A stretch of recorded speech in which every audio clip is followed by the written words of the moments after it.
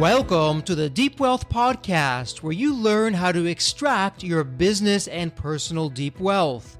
I'm your host, Jeffrey Feldberg. This podcast is brought to you by Deep Wealth and the 90-Day Deep Wealth Experience. When it comes to your business deep wealth, your exit or liquidity event is the most important financial decision of your life. But unfortunately, up to 90% of liquidity events fail. Think about all that time and your hard-earned money wasted. Of the quote-unquote successful liquidity events, most business owners leave 50% to over 100% of the deal value in the buyer's pocket and don't even know it. I should know. I said no to a seven-figure offer and yes to mastering the art and the science of a liquidity event. 2 years later, I said yes to a different buyer with a 9-figure deal. Are you thinking about an exit or liquidity event? Don't become a statistic and make the fatal mistake of believing the skills that built your business are the same ones to sell it. After all, how can you master something you've never done before? Let the 90-Day Deep Wealth Experience and the 9-step roadmap of preparation help you capture the best deal instead of any deal. At the end of this episode, take a moment and hear from business owners like you who went through the Deep Wealth Experience.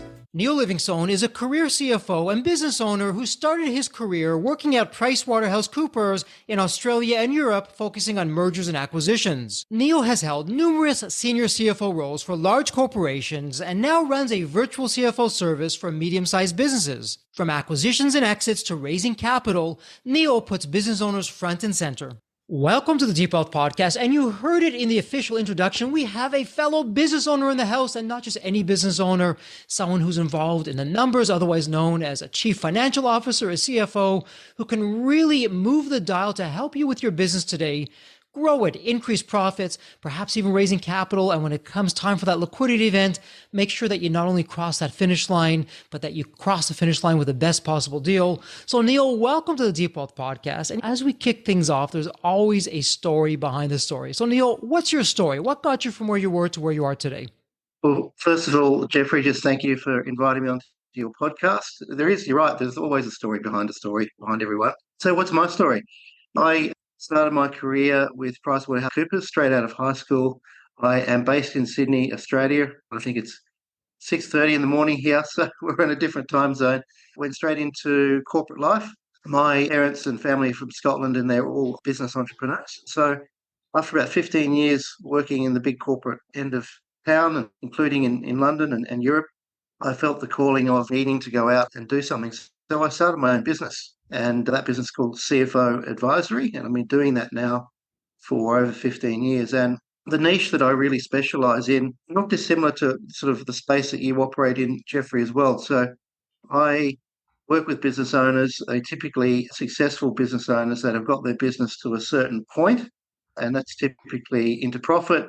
Then I get them through the $2 million profit per annum barrier that a lot of people get stuck in. They've got a certain skill set, they're successful, they're ambitious, they work hard, they're just lacking the finishing touches, if you like, to get them through and scale their business to that, like you said, to a liquidity event or a payday, or just to consistent, significant profits that changes their lifestyle. Antonio, let me ask you this, because it's interesting. You went with one of the top firms and you were there, and you could have easily have stayed there and you've earned your stripes and you're there for a while, but you decided to leave that scene and really go on an uncertain road. I mean, when you go into business, as we all know, on your own, how you're going to grow it, what that looks like. And in the early days, it's not an easy path. I'm curious, what was it that had you say, thank you, but no thank you, I'm going to go on a different path? To be a partner at PricewaterhouseCoopers, I think they're the biggest accounting firm in the globe. You need to be a certain type of person, and I just quite a creative person, very social person, entrepreneurial. Like I said before, my family are all entrepreneurial. My mum and dad used to own toy shops. I used to grow up and work in the toy shops, which I have very fond memories of even today. Learned a lot working with my mum and dad in toy shops, actually. Learned the art of selling. And in PwC, I love my time there. I've still got many friends from my time in PwC. And PwC taught me one very big skill that I've used for the rest of my career, and that's discipline. consistent action and discipline, the results that can bring. They also surprisingly taught me how to sell with a brand behind you. I learned the importance of a brand. But in the end, I got to the point, I never seriously wanted to be a partner there. I kind of knew that wasn't that person. And I had kids in my early 30s, had a bit of a wake up and what am I doing with my life? And I decided to move out and chase my dream of building my own business and helping others to do that. And that really, it's the best thing that I've ever done. I love operating in the space that I operate with. I work with very like-minded people, which I think is important. I think you, in life, get results when you're passionate about what you do. It doesn't feel like a job to me, what I do. I'm up at 6:30 talking to you, but I love it. So And so, okay, so you went out there, you hung a shingle out the door, CFO Advisory, you started that. And now what's interesting, and again, in the show notes for our listeners, we'll have all the links there.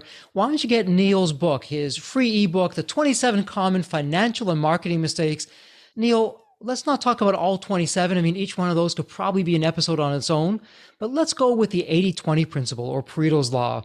When you first yeah, start working with an entrepreneur, business owner, corporation, whatever the case may be, I'm wondering, are 80% of the issues or the problems being caused from the same 20% of the mistakes that are happening? And if that's the case, what would be the top few mistakes that are giving us as business owners so many headaches? I love the Pareto principle. It's so true. It's amazing how many times you kind of do the back of the envelope math and work out, hey, it's 80-20 or thereabouts. Yes, the short answer is yes to that. People, I work across many sectors. Mm-hmm. It's amazing how many times I speak to someone in a sector and our sector's special, it's different, it's got this, it's got that.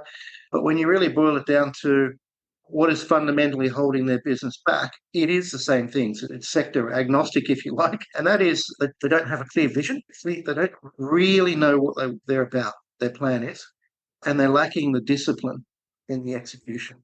And related to that, I think many business owners aren't naturally good with leadership or communication or people. And they're all very closely related things.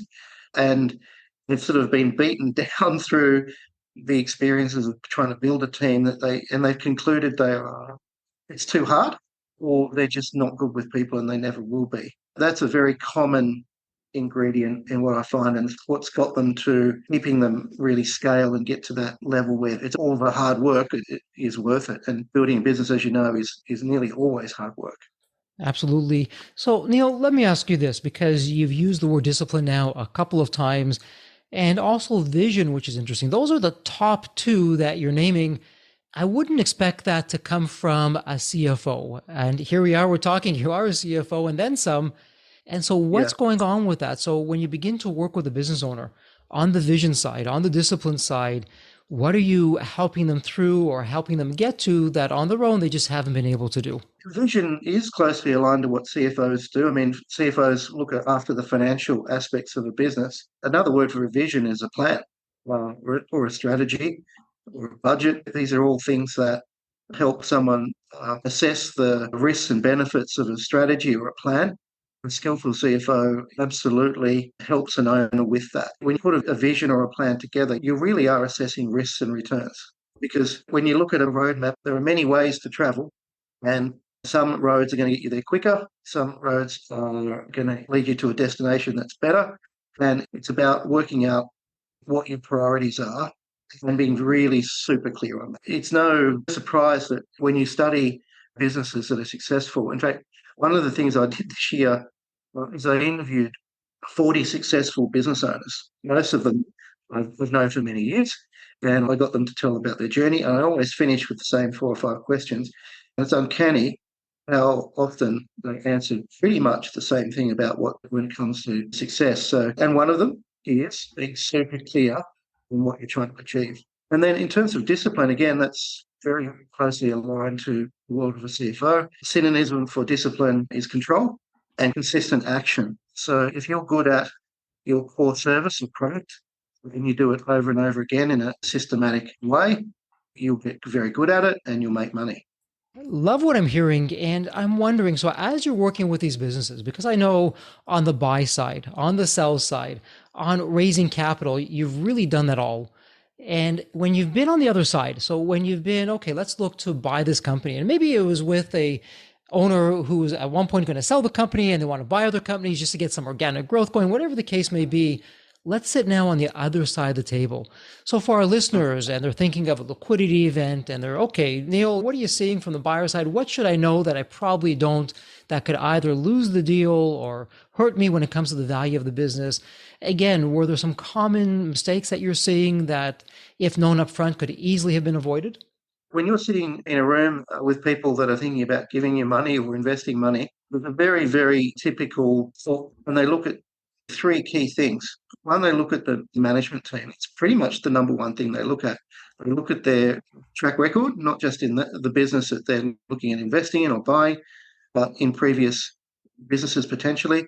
If you meet a business owner that's already successfully built another business, that is a very good sign. They're looking for not just the strengths of the business owner, depending on how big the business is, they're looking at the team and whether or not they understand the principles of success that we just talked about. Are they disciplined? Are they clear on what they're trying to do? And what's their track record in actually executing on that? So that's the number one thing that a sophisticated investor will look at. Then they will look at the product or service, and they will make an assessment whether or not that's a scale. They're in a good market. They've got good customers that want their products or services. It's a large addressable market. And then the third thing they look at is the profitability of that. So typically, if we were talking about an e-commerce company, for example, they'll want to know that the gross profit margins are north of 65%, for example. There's no point scaling if you're not scaling a profitable business. That's what they look at. People forget the first one. In my experience, they go straight to 2 and 3. And there's no shortcuts. And, it's interesting. And for the Deep Wealth listeners who have heard me say these things time and time again, I promise you, Neil and I, this is the first time that we're speaking. We have not spoken before because, Neil, what you're sharing, one of our favorite questions at Deep Wealth when we go through our 90-day Deep Wealth Mastery, does your business run without you? Yes, no, nothing in between, no excuses. And lo and behold, here you are saying, hey, Jeffrey, most businesses, they don't run without the owners.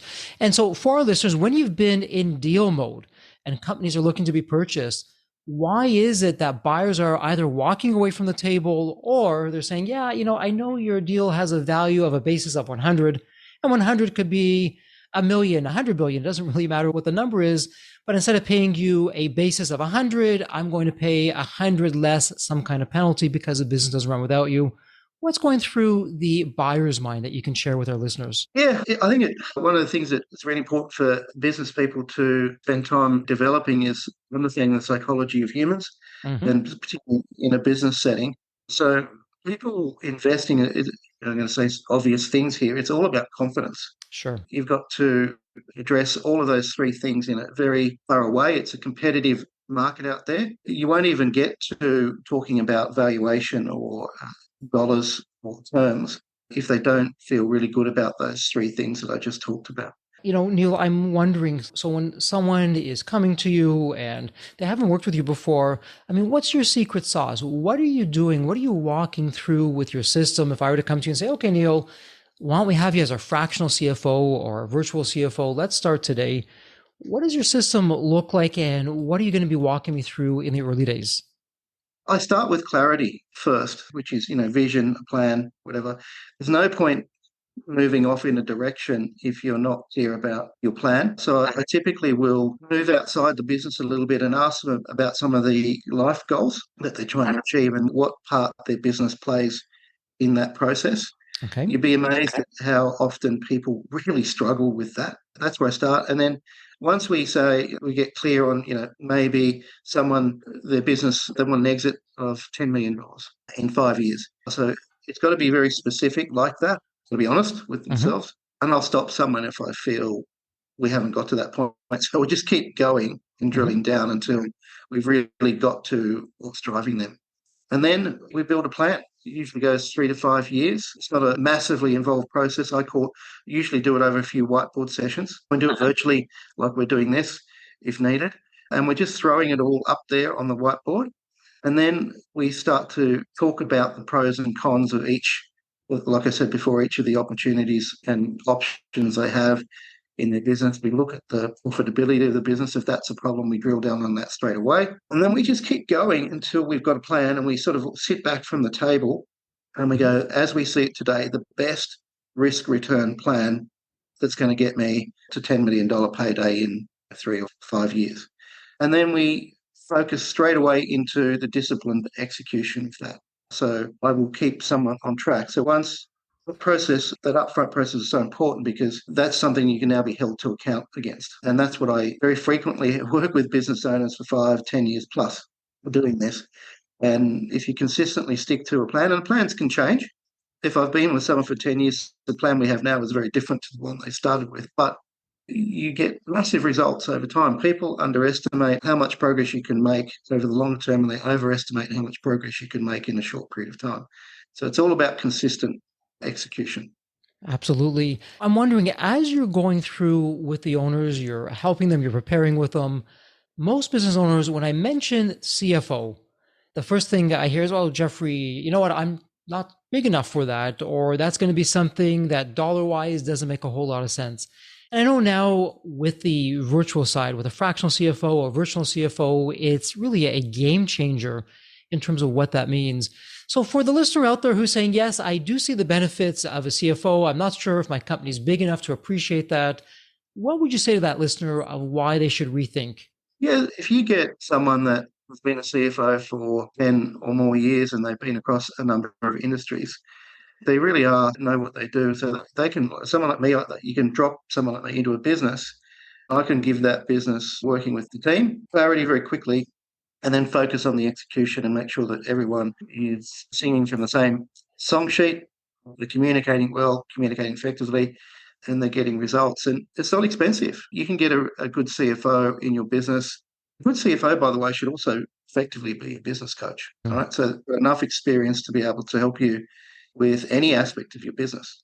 And so talk to us about that, because Neil, a lot of CFOs, when you think of a CFO, what they're doing, what they're not doing, and again, it's a stereotype, and stereotypes are just stereotypes. But from a CFO perspective, we think of, okay, numbers, reports, statements.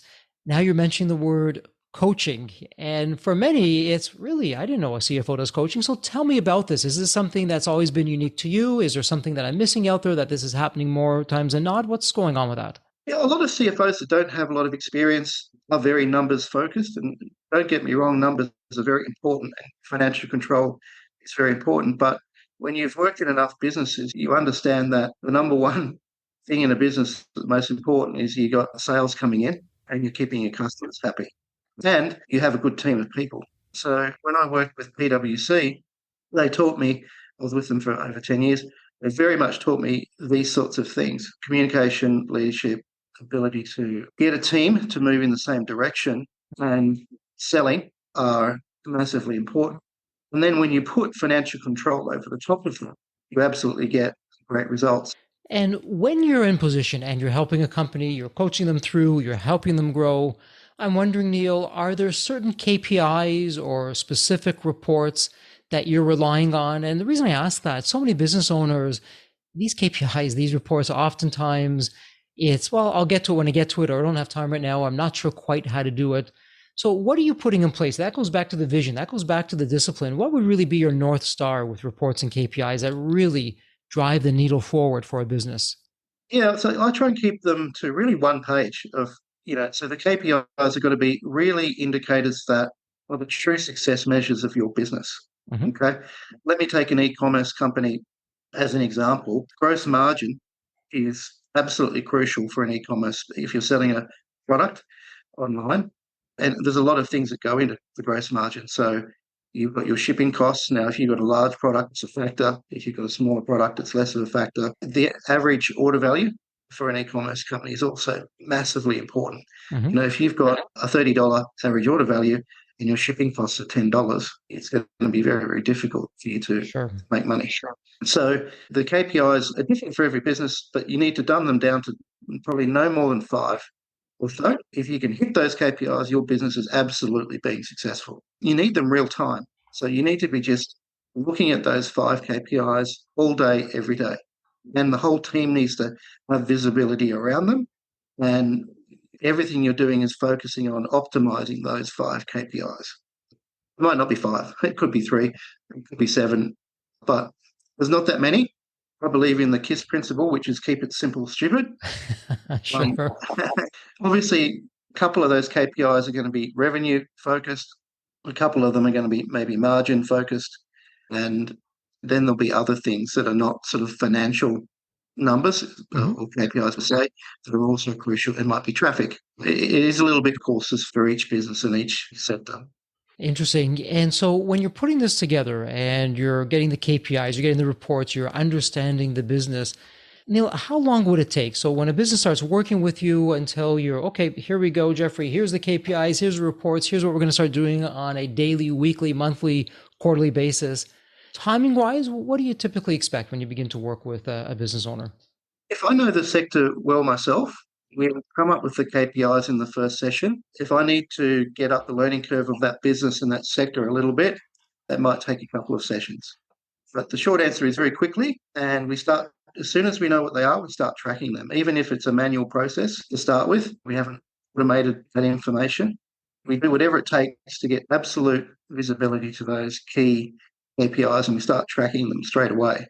And Neil, as we're going through this and you've been out there, nothing really stays the same. That, as the saying goes, the only thing constant in both business and life is change itself.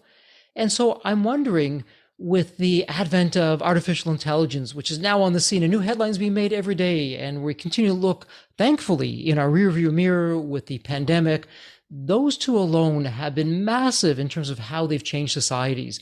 So when it comes to business and what you've been doing with your clients and in the marketplace, what are you seeing? What's changed today that perhaps 12 months ago, 24 months ago, simply wasn't around? It wasn't here and it wasn't happening. Yeah, I don't think the principles have changed that much. I think Mhm. what's important is that you need to spend time on self development and market research. That's more important or as important today than it ever has been. There are lots more things happening, like you mentioned AI. And this is where having a good network of people really helps. So over the years, I've built an amazing network of subject matter experts, if you like. Well, I don't believe in reinventing the wheel. I believe in working with people that have track records of success in their world. I'm never going to be the smartest guy at almost anything. I'm a bit of a generalist. I guess I'm pretty good with numbers more than most people. I know people that are absolutely fantastic at whatever it is. It might be AI, it might be marketing. You've constantly got to be finding people that really are at the cutting edge of the space. Not, you don't necessarily have to do that yourself. So it's about finding the experts that can make sure that your business is not being left behind. AI is a great example. It affects some businesses much, much more content driven businesses that it massively affects. Absolutely. And so whether it's AI, whether it's the latest and greatest technology that's coming onto the scene, Neil, what I'm hearing you say is you can't do it all and you shouldn't expect to do it all. It's okay to be a generalist in some areas, bring in the specialist where it's not your strength or you don't have the time to get into that to really move things forward quickly. That's right. Yeah, you just can't do it any other way nowadays, in my view. Absolutely. And so when you're working with business owners, I'm curious, Neil, what are you seeing? So a business owner shows up and says, okay, Neil, I've been in business for however many years. It's time to move on to the next chapter. I'd like to have some kind of successful liquidity event. We can talk about timing, but they put that on there and give you some general parameters. What are you beginning to do with your clients to help them prepare for that future liquidity event? What's really first up to begin going through and doing that they probably on their own wouldn't be doing? I first, almost do an audit of their business, financial audit. I look at their team. I almost put the cap on, I'm a buyer. I get them to present to me, and I focus on the same three things that I said before: the team, the financial metrics of the business, and the market that they operate in. And then I say to them, well, I think you're up. I think this needs work, that needs work. And typically, almost, I can't think of the last situation that I've gone into where they're ready. People underestimate what work is required in getting a business ready. That needs to be your I's dotted and your T's crossed, particularly in the financial side. So if you cannot get through a due diligence, people use due diligence to beat down price. Sophisticated buyers are very good at doing that. You really need to have a set of financials and a story that absolutely stacks up, and I wouldn't say bulletproof. You're addressing all of the areas robustly that buyers are inclined to look at. You mentioned a great one before, which is how reliant is the business on the business owner? If the answer to that is medium or high, that the valuation multiple for that business comes down very significantly. Absolutely. And Neil, as you're talking about that, you bring up a terrific point. And actually, it's an entire step in our Deep Wealth 9-step roadmap. It's step 6 advisory team. And I would love for you to give some color to our listeners, because a myth, I'm going to call it a myth, it's a fatal mistake a lot of business owners make. They're thinking about going into a liquidity event. They haven't really done the preparation. And they're saying, you know what, I've had, and I'm going to really over exaggerate on this one. Yes, my uncle's friend's brother is my accountant, has known the business for many years. I get a terrific deal on the rate. I'm going to have my accountant help me with the liquidity event, maybe even lead the charge on the liquidity event, but certainly deal with all the due diligence and all the financials. And you and I, our listeners can't see, but we're both nodding our heads. We know where this road is heading, and it's not to a good destination. It's called disaster, and either a lost deal or significantly less in terms of enterprise value. So for our listeners out there, from your world, from your experience, Neil, why does someone need someone like yourself, a CFO, and specifically, I'm going to say an M&A CFO, to help them as they're either in the liquidity event or heading into the liquidity event? What are we going to get with someone like yourself that a regular accountant, all due respect to the accountants, but we're not going to get from an accountant? Well, my first question to the business owner in the example you gave me would be, how many successful liquidity events has that accountant done? And tell me about the last 3. What were the value multiples? Tell me the details. And the conversation ends pretty quickly after that. I just go back to what I said before. To be successful in life, you've got to work with people that actually can give you advice, because the area they're giving you the advice on is something they have a very successful track record on. So for myself, for example, I worked with PwC for 10 years, included 5 years in London in transaction services, where I just focused on nothing but M&A. So I have a very deep understanding of the psychology of the situation of a buyer and a seller. I have a good understanding of what due diligence. And so I can sit in front buyer, when we can negotiate. I can communicate very effectively about the business in a way that conveys very quickly and builds confidence in that buyer. We know what we're doing, and we've thought about all the risks, and they don't try on all the usual tricks and whatnot, because they know they're dealing with a sophisticated buyer can walk into a room and they'll work out straight away whether they're dealing with people that knowing what they're doing from 2 perspectives. One, negotiating good outcome, and also whether that business is a well-run business. They can sniff both of those things out. Neil, you bring up a few very interesting points. One is mindset, which I'm going to get to in just a minute, but the other is also who your advisors are reflect how the buyer is going to treat you. So if a buyer walks in, and again, I'm going to use my crazy oversimplified example, he sees your uncle's best friend's brother, who's your accountant, has no idea what's going on in M&A. That buyer knows, okay, it's amateur night. I'm going to have my way with this. I'm going to get a super deal. Or they walk in, oh, look at this. There's an investment banker. Oh, we have an M&A CFO. Okay, Jeffrey means business. He's serious about this. He's brought all the right advisors to the table. I better be on my best behavior.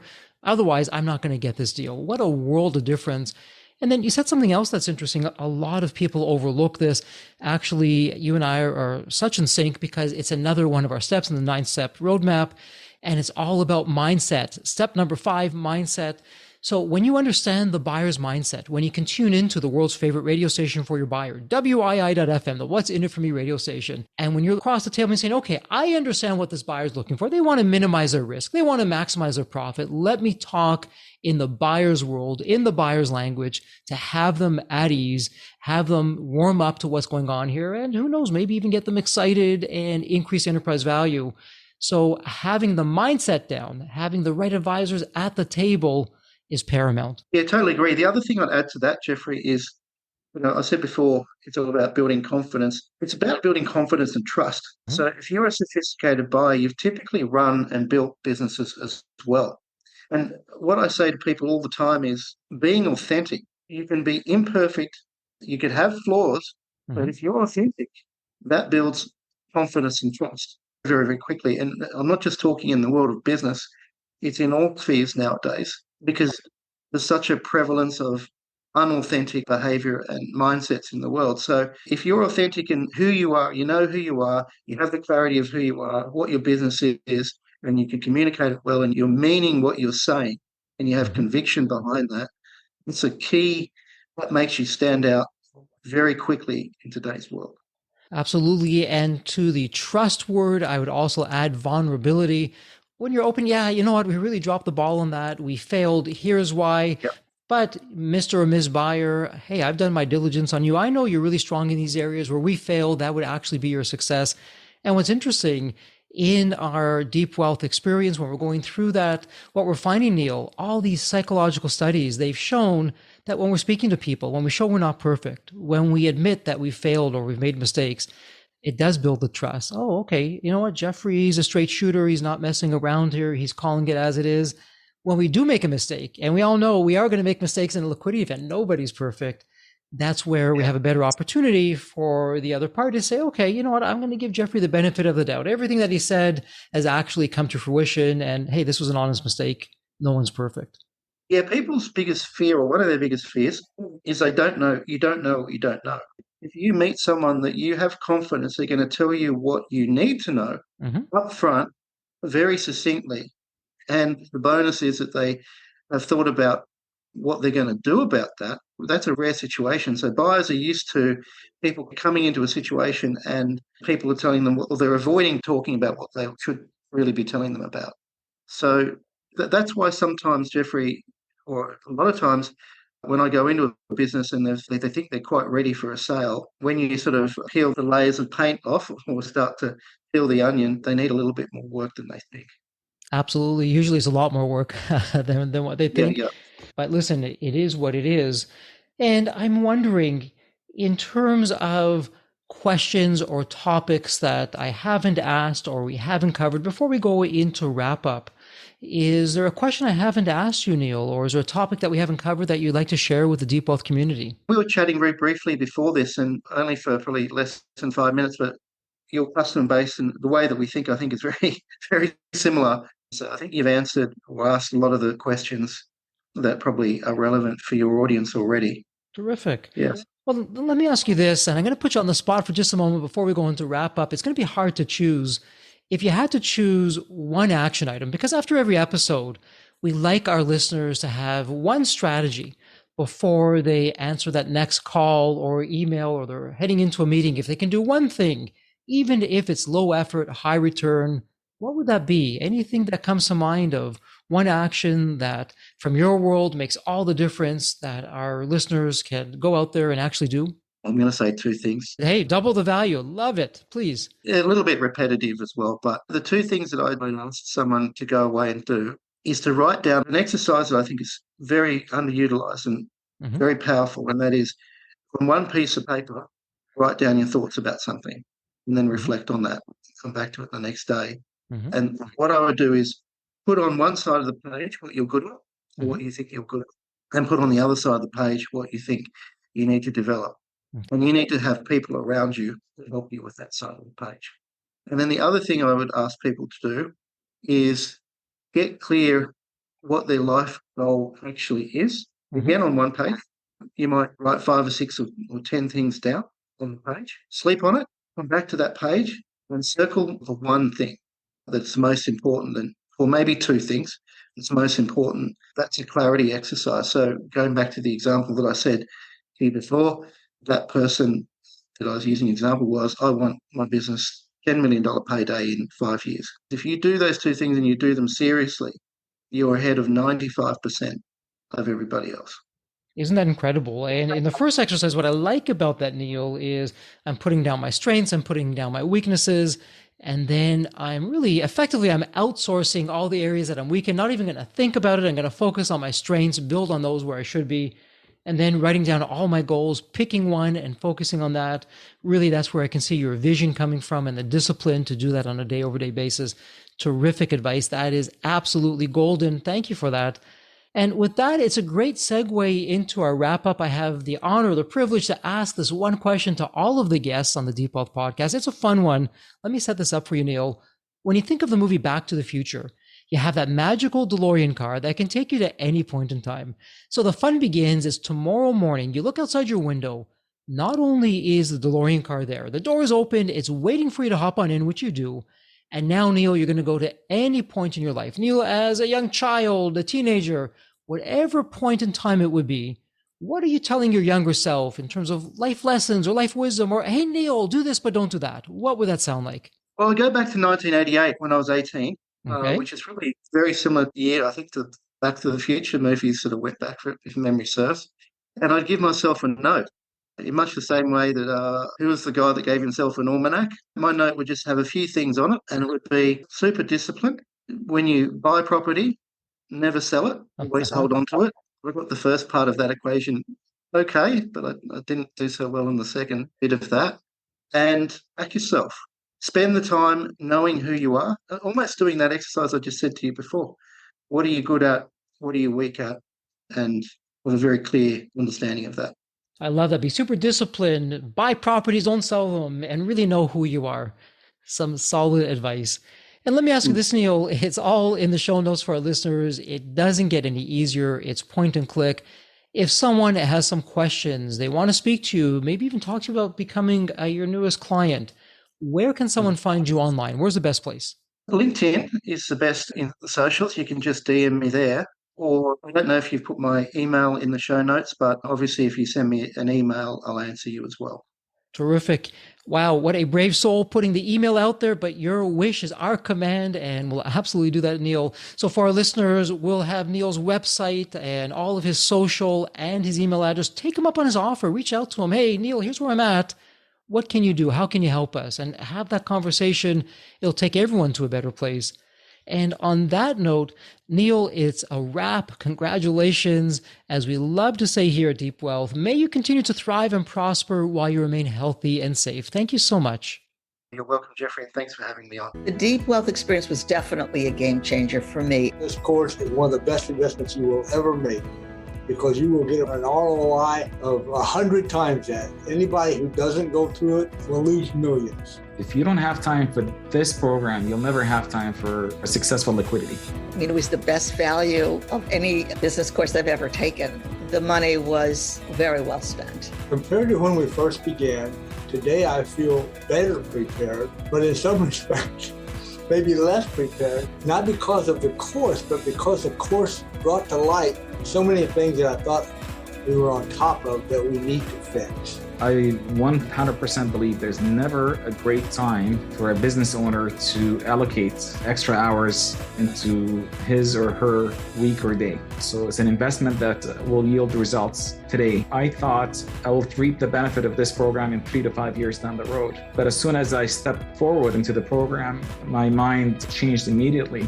There was so much value in the experience that the time I invested paid back so much for the energy that was expended. The Deep Wealth experience compared to other programs is the top. What we learned is very practical. Sometimes you learn stuff that is great to learn, but you never use it. The stuff we learned from Deep Wealth experience, I believe is going to benefit us both. I've done an executive MBA. I've worked for billion-dollar companies before. I've worked for smaller companies before I started my business. I've been running my business successfully now for getting close to a decade. We're on a growth trajectory. Reflecting back on the Deep Wealth, I knew less than 10% what I know now. Maybe close to 1% even. Hands down, the best program in which I've ever participated. And we've done a lot of different things over the years. We've been in other mastermind groups, gone to many seminars, workshops, conferences, retreats, read books. This was so different. I haven't had an experience that's anything close to this in all the years that we've been at this. It's 5-star, A+. I would highly recommend it to any super busy business owner out there. And Deep Wealth is an accurate name for it. This program leads to deeper wealth and happier wealth, not just deeper wealth. I don't think there's a dollar value that could be associated with such an experience and knowledge that could be applied today and forever. Are you leaving millions on the table? Please visit www.deepwealth.com/success to learn more. If you're not on my email list, you'll want to be. Sign up at www.deepwealth.com/podcast. And if you enjoyed this episode, if it added value, if you walked away with some new insights and strategies, please leave a review on your favorite podcast channel. Reviews help us reach new listeners, grow the show, and continue to create content that you'll enjoy. And as we wrap up this episode, as always, Please stay healthy and safe.